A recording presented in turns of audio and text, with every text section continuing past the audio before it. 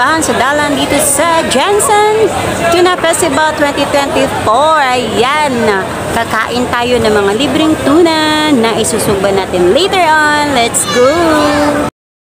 Ayan, nagpe-prepare na nga sila para sa sugbahan sa dalan dito sa Jensen sa Tuna Festival. Ayan, ayan yung sugbahan na gagamitin nila sa pag-grill ng tuna na ipamimigay mamaya ng libre. Ayan, parami na nga ang mga tao dito sa Pioneer Avenue para masaksihan ang ating sugbahan sa dalan at makatikim na rin ng libreng tuna. Ayan, kaya bumuhos ang ulan guys. Dito ako sa stage ngayon para maiwasan natin mabasa tayo sa ulan. Ayan, o diba, expect the unexpected talaga ang pag-ulan, o diba. Ayan, nagpe-prepare na nga sila kuya at inilabas na yung napakalaking tuna, napaka-fresh at napaka-yummy at gagawing sashimi. Ito ay nasa 20 kilos lang naman, o diba? Wasabi at kikuma na lang ang kulang ay sashimi na ipamimigay ito sa mga tao mamaya. Ayan, nandito ako sa stage ngayon para maiwasan natin mabasa sa ulan. Ayan, with payong pa, o diba? Ayan, medyo mahangin talaga siya guys, kaya ingat-ingat tayo. Ayan. Ayan yung napakalaking tuna na 20 kilos. Ayan, nilagyan ng ice para manatiling fresh talaga ang tuna at napaka-yummy talaga. Ayan, titikman natin yan mamaya guys, abangan nyo. Ayan, o diba?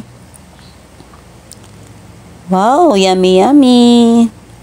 Ayan, tibigila nang ang ulan. Nandito ako sa baba ngayon, nag-ikot-ikot, pasyal-pasyal. At ayan, titingnan natin yung mga sinusugba nila. Ayan, 26 barangays ay nag-participate dito sa sugbahan sa dalan sa Jensen sa Tuna Festival, o diba? Ayan, ayan sila ate at kuya. Ayan, ito yung napakalaking tuna na i-display sa may stage. Ito ay nasa 43 kilos yan from Sarangani Highlands. So, diba? Ayan. Ayan yung nasa stage guys, yung tuna. Ayan sila ate at kuya, nagsisimula na rin silang magsugba, o diba? Ulan ka lang, magsusugba kami, o diba? Ayan, nakabalot pa sa dahon ng saging. Nilagyan talaga yung tinakpan nila para maiwasan na mabasa ng ulan, o diba? Ayan, napaka-fresh. Ay mamaya, kanin na lang ang kulang at kakainin natin ito mamaya. Ayan, o diba? Yan yung tuna. Ayan, o diba? Yan, napakasaya nila kahit umuulan guys, wala silang pakialam, o diba? Ayan, napaka-enjoy talaga nila at nagkakagulo sila dito kasi nandito yung isang napakasikat na vlogger dito sa Jensen na si Doraemon. Ayan, nagpa-vlog din siya, magkasabay kami, o diba? Sabi nila, hi Doraemon, o diba? Nagpa-picture kami ni Doraemon, nagpa-video pa ako sa kanya, o diba?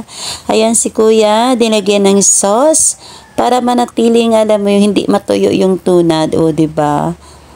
Yan, alam mo, marami ay na-bring home ko niyan guys. Binigyan ako ng Sarangani Highlands ng tuna, o diba? Yan, napakasarap talaga, napaka-saucy.